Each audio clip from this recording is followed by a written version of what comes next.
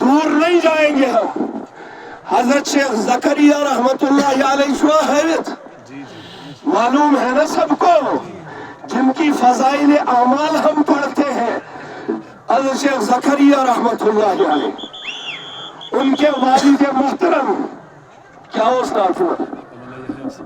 حضرت مولانا یحییٰ صاحب رحمۃ اللہ کاندلہ میں امام ہے.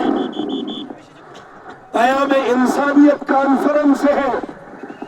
مجھے امید ہے کہ ایک مسلمان کے دل کے اندر ایک اپنے غیر مسلم بھائی کا، اس کی عزت کا، اس کی ناموس کا، اس کی بیٹی کا، اس کی بہن کا، اس کے خون کا، اس کے مال کا، اس کی جان کا جتنا خیال ہونا چاہیے اتنا اس کو اس کے سکے بھائی کا بھی نہیں ہونا چاہیے.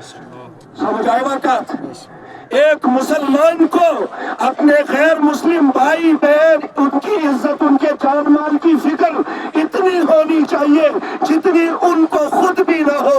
یہ کس نے آپ کو سبق دیا؟ اسلام نے دیا. یہ کس نے دیا؟ قرآن نے دیا. یہ کس نے دیا؟ محمد عربی صلی اللہ علیہ وسلم. حضرت مولانا یحییٰ صاحب کاندلوی رحمت اللہ علیہ کاندلہ میں امام ہے. جھگڑا ہو گیا، مندر اور مسجد کے درمیان جھگڑا ہو گیا. مندر اور مسجد میں جھگڑا ہوا. زمین آسمان ات مندرست مشید درمیان ہندو مسلم دونوں برادریاں جمع ہو گئی اور دونوں نے عدالت میں مقدمہ دائر کیا. میں کل رجوع یہ واقعہ کروں، اس میں بہت بڑا سبق ہے ہماری بھائی چارگی. اور میں سمجھتا ہوں پیام انسانیت کے موضوع کے لحاظ سے میرے ذہن میں یہ واقعہ آ گیا. یہ بہت موضوع ہے اس موضوع اس وقت کے لحاظ سے. دونوں برادریوں نے عدالت میں کیس کر دیا. حضرت مولانا یحییٰ صاحب کاندلوی رحمت اللہ علیہ امام ہے، اور عدالت میں جو جج بیٹھا ہوا ہے وہ انگریز جج تھا. اس جج اور انگریز گھس گو. جن انگریزوں کو ابھی ہم نے 15 اگست منایا. 15 اگست منایا کیوں؟ انگریزوں کو بھگایا کس نے؟ یہ سوال پیدا ہوتا ہے. 15 اگست کے میں انگریزوں کو بھگانے کا سوال پیدا ہوتا ہے. جب سوال آیا تو جواب ملتا. بھگانے والا حسین احمد مدنی تھا، بھگانے والا قاسم نانوتوی تھا، بھگانے والا حفیظ جلندری تھا، بھگانے والا ٹیپو سلطان تھا، بھگانے والے وہ علماء دیوبند تھے جنہوں نے اپنی جانوں کی پرواہ نہ کی. بلکہ ایک برٹش لیڈی نے لکھا ہے 14,000 علماء کو جب پھانسیاں دی گئی پانی پت کے روڈ پر تو ایک برٹش لیڈی آئی، اس نے مذاق کیا کہ یہ جب پھانسی ان کو دی جاتی ہے ان کی لاشیں سکڑ جاتی ہے اور انگریزی ہندی کا ہنسا ان کا آرٹ بن جاتا ہے. نعرہ تکبیر، نعرہ رسالت، مصطفیٰ کا ہم سفر ابو بکر، مصطفیٰ کا ہم سفر ابو بکر، ابو بکر، چمن چمن نگر نگر ابو بکر، ابو بکر، چمن چمن نگر نگر ابو بکر، ابو بکر، جامع القرآن، جامع القرآن، چمن چمن کلی کلی، چمن چمن کلی کلی، علماء دیوبند زندہ باد، نعرہ تکبیر، اللہ اکبر. میں گزارش کرنا چاہوں گا یہ جو سیٹیاں مارتے ہیں نا پیچھے، ادب سے گزارش کرنا چاہوں گا.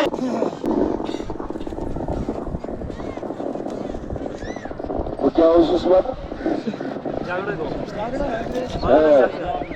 15 اگست جنڈ بیر آئی، 15 اگست بیر آئی. پتہ آئی کہ 15 اگست کموشی ات ملکس مز اونمت، قربانی کموش دسمت. سہ سانہ ماسٹرن تہ مشتری گژھان کیازِ یہ آسان کلچرل پروگرام کر، کلچرل زور ؤنِو کلچرل پروگرام آسان. ناراض گژھن وۄنۍ بہٕ ما چھُس، بہٕ چھُس تمہِ کِس مول، بہٕ چھُس ذرا بدل پہن.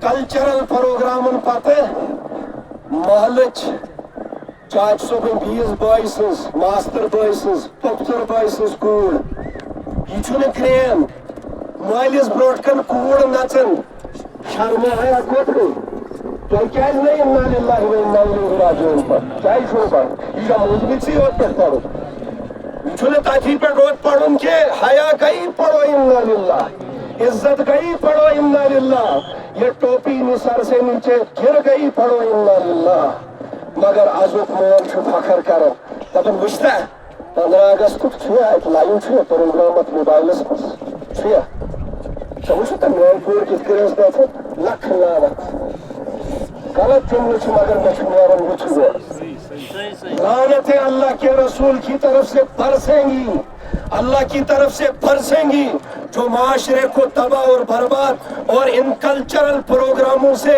کھلم کھلا زنا کی دعوتیں عام ہو رہی ہیں بدکاری کی دعوتیں عام ہو رہی ہیں اور گھر کے اندر جو تہجد گزار بیٹی جس نے خدیجۃ الکبریٰ میں بخاری پڑھی خدیجۃ الکبریٰ میں حفظ کیا خدیجۃ الکبریٰ میں فقہ پڑھی خدیجۃ الکبریٰ میں علوم قرآن پڑھا معلمین نے اس کو صالح بنا دیا معلمین نے اس کو تہجد گزار بنا دیا آج کا یہ کلچرل پروگرام اس کو بھی اکساتا ہے اس کو اپنا تہجد بھول جاتا ہے صدقاً یلہو نژن مےٚ کُس کیٛاہ وَنہِ مےٚ کُس کیٛاہ ڈر چھُ اور معاشرُک یہِ مولوی چھُ یوٗتاہ مظلوٗم أمۍ اگر جمعہ دۄہ ووٚن دوٚپُن ہو کلچرل پروگرام ما ٲسِو کران ہوٚتہِ چھِ آسان نوٹس أمِس خلاف دِتھ یہِ مولوی تہِ چھِ بِچارِ أمِس چھُ خطرٕ روزان مےٚ ما پلوو بغٲر یہِ مٔشیٖد پٮ۪ٹھ گرٕ سوزِ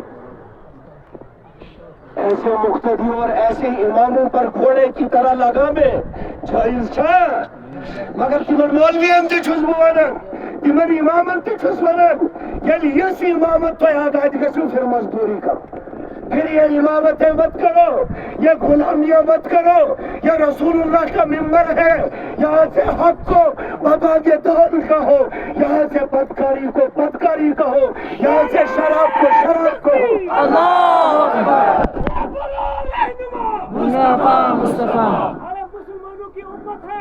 مسلمانوں کی امت ہے زور سے بولو نعرہ تکبیر اللہ اکبر رہنما مصطفیٰ رہنما مصطفیٰ زندہ باد زندہ باد زندہ باد امام صبح پہ امام بنو امامک مانا کیا چھو فرنٹ لائن پر جو کھڑا ہوگا یہ ساروی کو بوٹ آدھیتن ڈی سی صبح سکڑ ہو نمان پڑ جائے ایسا چو کڑ ہونا اور نمبر کڑ ہونا ڈی ڈی سی کاما چلے تمس آستن سو آستن بچور تہ یہ گامک ساروی کھت غریب مان سن بکت نچو امامت وہی کرے گا کیونکہ محراب پہ وہی چڑھتا ہے ممبر پر وہی چڑھے گا کیونکہ وہاں پر وہی چڑھتا ہے تم کوئی مطلب یہ ہو یلی سو مشید مز آو اتت چھن پت بادشاہ تو غلامک تفرق قل تعالوا الى كلمة سواء بيننا توي کیاز نہ تتھ دیرس کن یوان توي کیاز نہ تتھ کلمس کن یوان یل توي پنن ذاتن پہ ستاون چھو یل توي پننی حساب مذہبن پہ ستاون چھو آؤ نہ اس دین کی طرف آؤ نہ اس اسلام کی طرف جس میں کوئی ذات پات نہیں ہے آج جو ٹیپو سلطان یوان بدلاؤ کرنا لیکن ٹیپو سلطان ہماری جان ہے ٹیپو سلطان مسلمانوں کا مجاہد تھا ٹیپو سلطان مسلمانوں کا ہیرو تھا جب اس ملک کے اندر ہمارے ہندو دھرم کی ماؤں اور بہنوں اور بیٹیوں پر یہ قانون لاگو کر دیا گیا کہ وہ سینے پر پردہ نہیں کریں گی ٹیپو سلطان آیا دوڑتے ہوئے آیا کہا کہ یہ ان عورتوں سے جو عزت چھینی گئی ہے ٹیپو سلطان نے سب سے پہلا قدم یہ اٹھایا انہوں نے ان کے سینوں پر پردے کروائے آج تمہیں ٹیپو سلطان کا نام انجیکشن لگتا ہے گلوکوز لگتا ہے ہم لگائیں گے اور لگاتے رہیں گے کیونکہ ٹیپو سلطان نے اس ملک کی آزادی کے لیے اپنی قربانی دی ہے اور شہید ہوئے ہیں اس ملک کی آزادی کے